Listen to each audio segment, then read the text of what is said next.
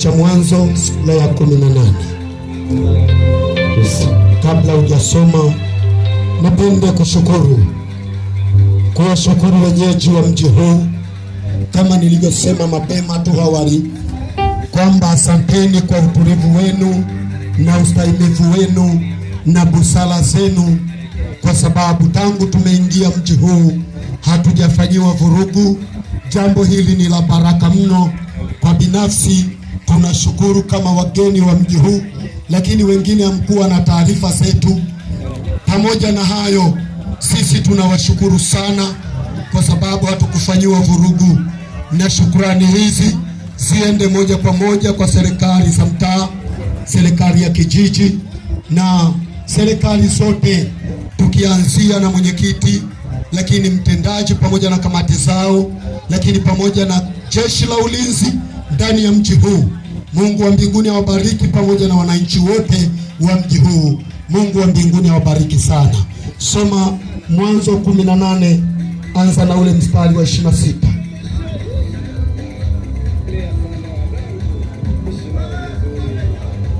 Mwanzo 18, anza na mstari wa 26. Neno la Mungu linasemaje? Katika kitabu cha Mwanzo 18 na ule mstari wa 26. Ndio. Neno la Mungu linasemaje? Bwana akasema, nikiona katika Sodoma wenye haki 50 nchini. Anza pale mstari wa 26. 26. Ndio. Ndivyo inavyosema. Bwana akasema. Anza 25, inasemaje? 25 inasema. Ndio. Hasha, nisifanye hivyo. Anza 23. 23 inasema. Ndio. Ibrahimu akakaribia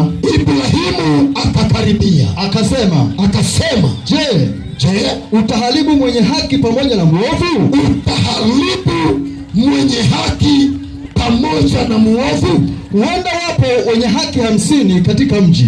Huenda wapo wenye haki 50 katika mji. Utaharibu wala hutauacha mji kwa ajili ya hao wenye haki 50 wenye haki waliomo, wala hautaacha mji kwa ajili ya hao watu 50 walioko kwenye huo mji. Hasha, usifanye hivyo. Hasha, usifanye hivyo. Ukamuue mwenye haki pamoja na muovu. Ukamuue mwenye haki pamoja na muovu. Mwenye haki awe kama muovu. Hasha. Mwenye haki awe kama muovu.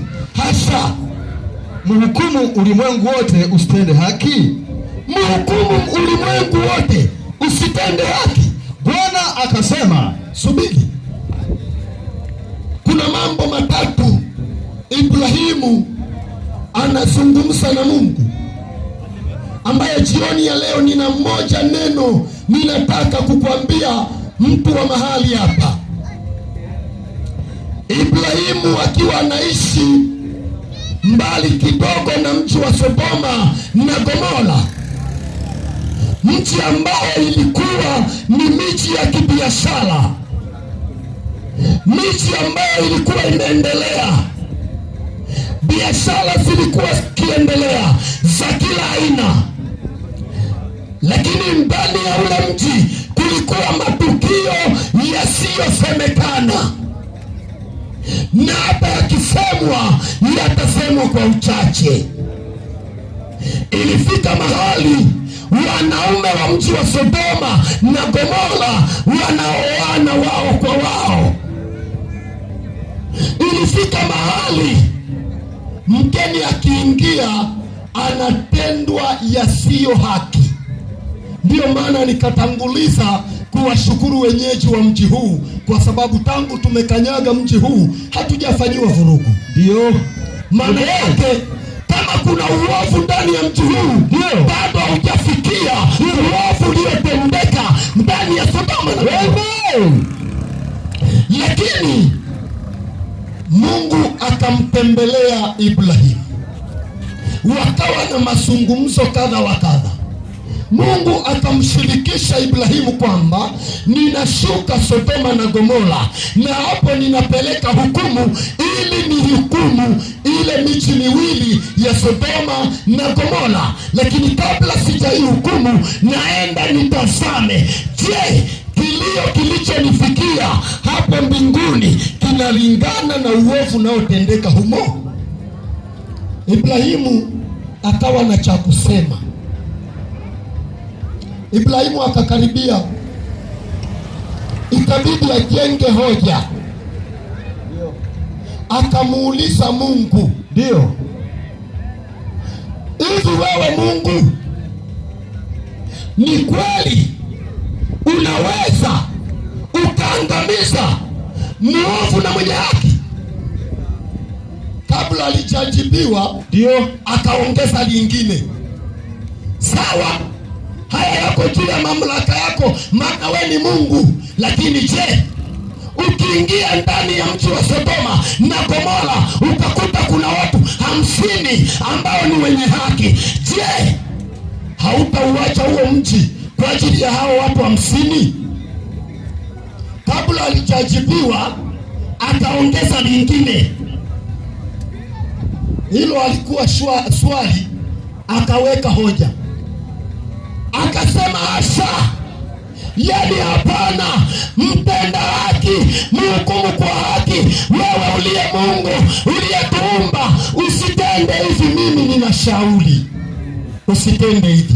Ndio, kwa nini mhukumu wa haki atende hivi? Amen. Haleluya. Amen. Nina neno kidogo.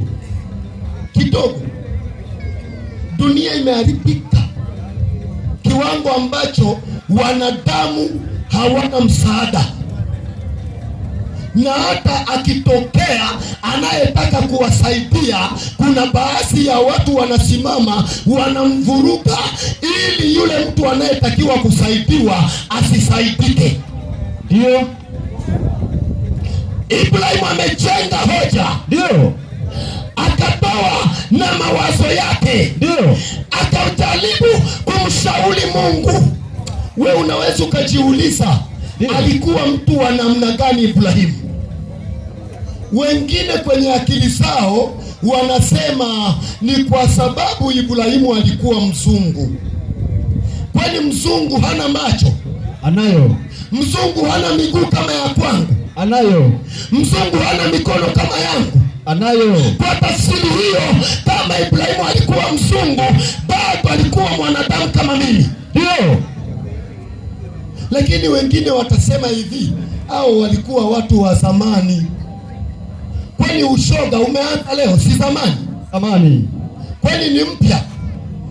Kwani uzinzi umeanza leo, si zamani? Zamani. Maana yake kama ni wa zamani, na uzinzi wenyewe si wa zamani? Ni wa zamani. Na uwaji nao si wa zamani? Ni wa zamani. Kama ni hivyo na ufisadi si wa zamani? Ni wa zamani. Kama ni hivyo na ubakaji si wa zamani? Ni wa zamani. Kama ni hivyo mashoga si wa zamani? Ni wa zamani. Kwa nini mimi nisizungumze hayo yaliyo ya zamani, yaliyo mema, ila akija mtu ambaye anazungumza mabaya ya zamani yapate kibali? Amen. Ujiulize moyoni mwako, kuna kitu umeibiwa? Kweli kweli. Ujiulize moyoni mwako, kuna kitu umefichwa? Kweli. Nina neno moja juu yako unayenisikia. Mungu ni Mungu, anaweza kufanya chochote anachotaka. Amen. Na wala hakuna anayeweza kumzuia. Amen. Lakini Mungu ni Mungu aliyetupa akili na utashi tuchague ni nini tunaweza kufanya. Amen. Hebu jibu swali ya Ibrahimu hapo. Mungu akasemaje? Mungu akasema. Akasemaje? Bwana akasema. Bwana akasemaje? Nikiona katika Sodoma wenye haki 50, nikiona katika Sodoma wenye haki 50, nitapaacha mahali pote kwa ajili yao. Sio hapo tu wanapokaaga hao wenye haki. Sio pale wanaposalia wenye haki. Mahali gani? Pote. Pote. Pote. Yaani pote pa Sodoma. Inchi yote. Hebu rudia. Bwana akasemaje? Nitarudia. Mungu Mwenyezi akasema. Akasemaje? Bwana wa majeshi akasema. Akasemaje? Nikiona katika Sodoma. Nikiona katika Sodoma. Wenye haki 50, wenye haki 50 ndani ya mji huo. Mjini nitapaacha mahali pote. Mjini. Kumbe Sodoma palikuwa mjini kama vile Kahama. Kama hapa ina penye ni mjini. Labda hapa ngoja niwaulize wenyewe. Hivi hapa ni shambani? Jamani, mnalimaga mahindi hapa? Hivi hapa hii barabara mnalimaga mahindi?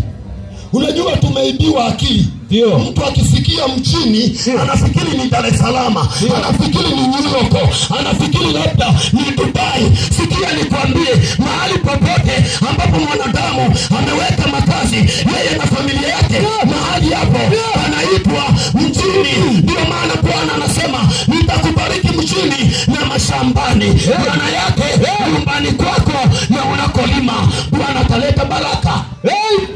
Sasa wakaja wasomi, ndio wakaliweka neno mjini, wakalidabricate. Mjini ni Arusha. Mjini ni Shinyanga. Hapa ni mjini. Mjini ni Maswa. Labda hapa mjini ni wapi huku? Sijui ni huku, sijui ni huku. Huku ni Bariadi wapi? Meatu. Huku. Kwa wakitoka hapa wanaenda mjini. Hapa sio mjini. Bwana anasema nikienda hapo mjini Sodoma na Gomora nitaona watu 50 wenye haki. Jiulize leo Bwana akijiuliza kwamba anakuja mbala wapi? Mbalagale. Bahati mbaya nasahau kwa sababu hata sijawaambia natoka wapi. Mbalagane. Mjini Mbalagane. Bwana akija mjini Mbalagane, akikanyaga hapa, akitazama, utakuwa miongoni mwa watu 50 wewe wanaoweza kuiponyesha mji. Mungu atusaidie. Yaani achambue tu watu 50, alafu jitathmini wewe unayenisikia. Ndio. Na sisi tunapiga kelele. Inawezekana wewe ni mwenye haki. Sasa jitathmini. Je, wewe usiyependa kelele za walokole, wewe ndio nakuuliza, wewe ambaye upendi walokole wanavyolia, wewe ambaye unataka ibada za ustaarabu ambazo sio za kupiga magoti kwenye mavumbi, ambazo siwezi kugaragara, hizo ibada za ustaarabu unazozitaka wewe, nikuulize swali sasa. Bwana akitazama huu mji akataka kuiangamiza, alafu akasema kwa idadi ya watu 50 huu mji unabaki. Swali kwako, wewe ni miongoni mwa hao 50? Jibu nalo. Mungu anihurumie. Jibu nalo. Mungu anihurumie. Hebu sogea kidogo. Maana hata Ibrahimu Mungu alipojibu ilimpa ukakasi.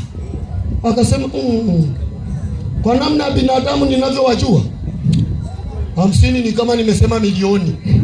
Hebu nipunguze. Punguza hapo kidogo. Ibrahimu akaendelea kusema. Ibrahimu akamwambia tena Mungu. Ibrahimu akajibu, akasemaje? Akasemaje?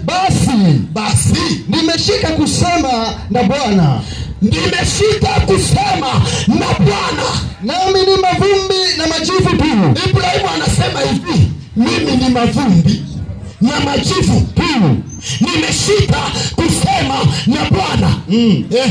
Anasema nimeshika kusema na Bwana. Mavumbi na majivu yameamua kusema na Bwana. Mmoja ameweka hoja ya watu 50. Anasemaje huyu mavumbi? Anasema huenda wakapungua. Huenda hapo Mbalagane wakapungua 5 katika wale 50 wenye haki. 5 wamepungua, wamebaki 45. Subiri.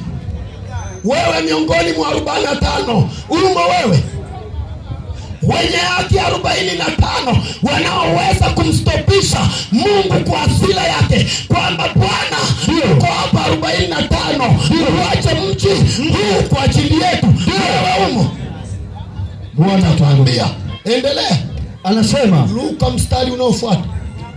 Ni Luka mstari unaofuata. Chini kabisa pale. 28 anasema 29. Ndio. 29 anasema Ibrahimu akazidi kusema tena. Akazidi tena kusema naye. Akinena huenda wakaonekana humo 40. Shuka kabisa mpaka kule kwenye 10. Anasema 31. Ndio. Akasema, tazama, nimeshika kusema na Bwana. Wenda wakaonekana huko 20. Shuka kwenye 10. 20 ni wengi. Wewe uwaoni tu. 32. Wewe uwaoni tu. Wewe uwaoni tu kama 20 ni wengi. Uwaoni tu. Hata mimi nilimo. Unioni tu. Inawezekana 20 ni wengi. Hebu shuka kwenye 10 hapo. Anasema 32. Ndio. Akasema Bwana, usiwe na hasira. Utafika mahali ataona ni kama na Mwenyezi Mungu anaweza akapata hasira akaniyeisha, na mimi ni mavumbi na majivu. Hapa ni upepo tu, ukipita nimeisha. Sasa asishike hasira. Afanyeje? Bwana usiwe na hasira. Bwana usione hasira. Nami nitasema mara hii tu. Nasema mara ya mwisho. Wenda wakaonekana huko 10. Wangapi? 10. 10. 10,000 au 10 hii? 10. 1, 2, 3, 4, 5, 6, 7, 8, 9, 10. Pigie Yesu makofi ya shangwe. Amen. Ubarikiwe kakaya. Amen. Nipe tu dakika 2 tu nikwambie ninachotaka kusema hapa. Ibrahimu ameshusha viwango mpaka akafika kiwango cha zaka. Asilimia ngapi? 10. Ibrahimu, hiyo ni huruma. Wala yeye hakai Sodoma, na hata ikiungua hausiki. Wengine waga wanasema alikuwa anasema kwa sababu kule mjini kulikuwa na Rutu. Nani alisema? Biblia inamuogopa kwani Rutu? Hatuoni msaada wake unatokea kwa nini? Ibrahimu si alikuwa tuna uwezo wa kumwambia Mungu, basi unapounguza ka Sodoma na Gomora, muangalie pale muipwa wangu, mtoto wa dada yangu yuko mle, fanya namna yoyote atoke, au wengine unguza. Si ilikuwa inawezekana? Kwa inawezekana. Kama ameanza na 50, wengine wanasema Ibrahimu alipiga hesabu watu waliopo ndani ya nyumba ya Rutu pamoja na wafanyakazi. Wewe, Ibrahimu alikuwa mtumishi wa Mungu, alijua uchungu wa nafsi ya mwanadamu, alijua uchungu wa maisha ya wanadamu, akaona huruma kweli. Kwa hesabu zake za kawaida na namna anavyomfahamu Mungu, akaanza na 50, maana anajua hivi, Mungu roho moja. Hebu sema roho moja. Sema nafsi moja. Mungu kwa nafsi moja ina thamani kuliko wanyama mamilioni. Kweli, tofauti na dunia yetu hii kabisa. Wewe toka umeendesha pikipiki yako pale, ndio ufike hifadhini pale, ndio ugonge swala, alafu bahati nzuri wewe na swala muanguke, msife wote, na wenye swala wakuone swala amevunjika mguu, watakufanyaje? Wewe unafikiri watakukimbiza hospitali kwamba labda magoti yamechubuka? Kwa wanadamu kuna vitu vina thamani kuliko uhai wao. Kweli baba. Lakini kwa Mungu nafsi ya mtu mmoja ina thamani kuliko mamilioni ya wanyama. Amen. Ndio maana unaona Mungu ameumba wanyama wengi, ameumba samaki wengi, ameumba ndege wengi, alafu akamuumba Adamu, akamwambia nenda katawale. Ujiulize, Adamu mmoja akatawale mang'ombe, machui, matembo, sijui maswala. Yeye huyu moja. Manake Ibrahimu akatambua kwamba kwa thamani kubwa ya nafsi ya mwanadamu iliyopo, hivyo nikimsii Mungu juu ya watu 50, hii thamani ni kubwa sana kuliko madola ya mabilioni ya hela ya Kimarekani. Amen. Akamwambia 50. Mungu akasema siui. Kwa 50 naacha. Tena mjini, sio shambani, siui. Alafu siachi tu pale wanapokaa, naacha pote. Akasema hamna, mabinadamu waga hayaeleweki. Ndio. Leo yanaweza akasema ndio, kesho yakakataa. Inawezekana 50 ni mengi, ngoja niyapunguze kidogo. Akasema 45, basi tushushe wale 5 watakuwa wameingia kwenye mchanganyiko wa dhambi. Wamebaki 45. Mungu akasema siui. Akawaza akasema basi tufanye 40. Mungu akasema siui. Akasema basi naomba kidogo. Basi tufanye 35. Akasema jamani siui. Ibrahimu akashusha mpaka 25, mpaka 20. Mwisho akawaza akasema hamna. Hapa nikomee kwenye fungu la 10. Hapa nikomee tu kwenye fungu la 10. Akasema hivi wakiwemo 10 utafanyaje? Mungu akasema hata hao 10 kwangu ni wengi sana. Unajua kwa nini Mungu alisema 10 ni wengi? Ndio. Ni kwa sababu alishawahi kuteketeza dunia yote, akabakiza watu 8 tu. Watu 8. Kwa bado anakumbuka uchungu wa maumivu ya kuteketeza. Amen. Amen. Bwana akasema kwa ajili ya watu 10 ndio nitawacha mji. Ibrahimu akajilizisha. Sema kujilizisha. Kujilizisha. Ni kama hawa wachungaji wenu wa hapa walivyojilizisha. Naam. Wanaona mnaingia makanisani, hawawaambii ukweli. Ndio. Na hata wakiwaambia, kwa sababu mioyo yenu imeibiwa. Ndio. Unayenisikia, moyo wako umeibiwa. Ndio maana unaweza ukasali na huku ni mzinzi. Unaweza ukasali na huku ni kahaba. Unaweza ukasali unaiba wake za watu. Unasali unaiba waume za watu. Ni kwa sababu moyo wako umeibiwa. Kweli. Na bahati mbaya unakosali vyote vimebarikiwa. Halo, sikia. Ndio maneno namaliza. Watu 10 walikosekana Sodoma. Mungu aliposhuka ndani ya Sodoma akakosa watu 10. Maana yake Sodoma bado imebeba hukumu ya kuhukumiwa. Mungu akaangalia. Naam. Sasa kama 10 hawamo, ndio nifanyeje? Sema hisani. Sema hisani. Hivi maana ya hisani ni nini? Ufadhili. Ngoja ni mfadhili aliyekuwa anazungumza juu ya mji wa Sodoma. Basi kwa sababu ana ndugu yake humu, ngoja nimchukue nimtoe ndani ya maangamivu asije akaangamia. Maana huu mji kwa utetezi wa Ibrahimu hauwezekani. Ndio. Ibrahimu ametetea mpaka 10, lakini 10 wamekosekana. Nataka niwaambie watu wa Mungu. Naam. Mungu yupo. Kweli. Mungu anaishi. Mungu anatawala.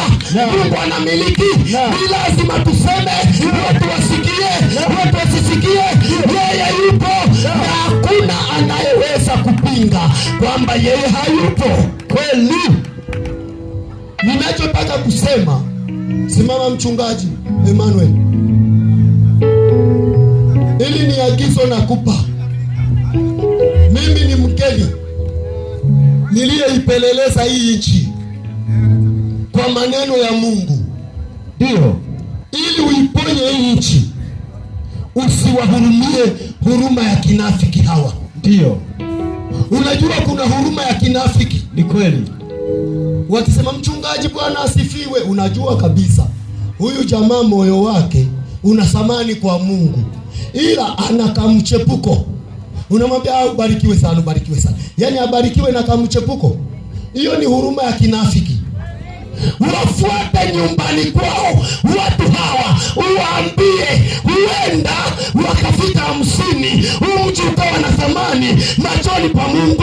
Wafuate bila kujali huyu ni mshirika wa mchungaji gani, huyu ni mshirika wa kanisa gani. Nenda kawaambie ujumbe tulionao kwamba maisha ya mwanadamu yana thamani kuliko dini, kuliko mchungaji, kuliko askofu, kuliko mama na baba. Kawaambie watu hawa kweli. Amen. Amen. Utakuja kuulizwa juu ya kazi uliopewa ya uchungaji. Kweli. Kwamba hivi nilipokupeleka pale Mbaragane, ndio uliwaambia kuhusu mimi? Unashangaa kabibi kamoja kako pembeni kule kanasema nilikuwa nasikiaga tu wamefungua pale. Ndio. Nimekuagiza mbele ya macho yao. Ndio. Wafuate nyumba kwa nyumba. Ndio. Waambie Yesu ni Bwana. Ndio. Anayetaka ataelewa, asiyetaka muache. Ndio. Alafu mwisho wa siku wewe utakuwa umenawa kama Ibrahimu alivyonawa alipofikisha hesabu ya watu 10, akanawa juu ya hukumu ya Sodoma na Gomora. Huenda ukapata hisani, mke wako na watoto wako wakapona kwenye ghadhabu ya Mungu. Pia tu hawa watu. Karibu Pastor Musa. Amen. Amen. Mimi nilikuwa nasema tu kidogo. Amen. Karibu baba. Amen. Amen. Amen. Pigie Yesu makofi. Amen. Amen. Shangilie Mungu. Amen. Amen. Amen. Watu wa Mbaragane tuna huruma nyingi mioyoni. Amen.